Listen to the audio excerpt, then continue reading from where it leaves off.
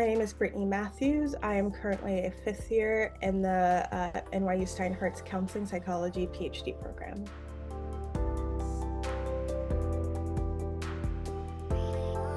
My current research is really around examining and improving access to mental health care for children from marginalized communities. I worked on a lot of projects towards that end.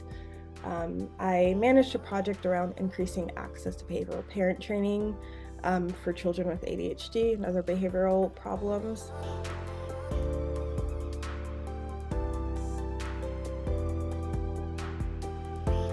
I think the biggest piece of advice is to find opportunities to work with children and families. I think one of the things that people first starting out and working with children tend to forget is it's not just about the child, it's about their family, it's about their parents, because parents are the first line of defense for children. They are the ones who spend the most amount of time. As my advisor calls it, they are the expert on their children. And so when you're thinking about working with children, don't forget to remember that children are part of a family unit, a part of a unit that often involves their parents or whoever their caregiver is, and that in order to most effectively work with them, you have to be able to work with their parents to work with them.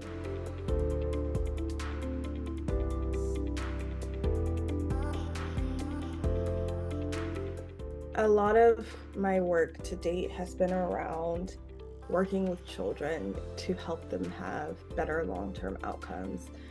I began my career, as it is, in education, and from that place I found that there were just a lot more that needed to be done for children. And for me, it motivated me to pursue research with the end of helping to improve children's overall outcomes.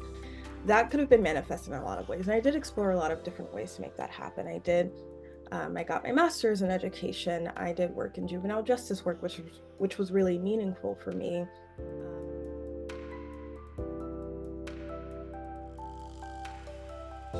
I had a client who had been having a lot of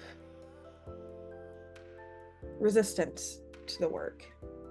This child had been in therapy for a while, and she had been resistant to date. Her parents were kind of at loose ends about what to do next. But I shifted my focus from working with just her to kind of enforcing weekly family meetings, right? Where parents, and by family I mean parents and child, were able to kind of air their grievances in a neutral kind of setting. And in this setting, I saw so much growth in the family dynamic. I saw this child really be given a platform to be heard. I saw the parent be able to express themselves without the kind of air of anger around it.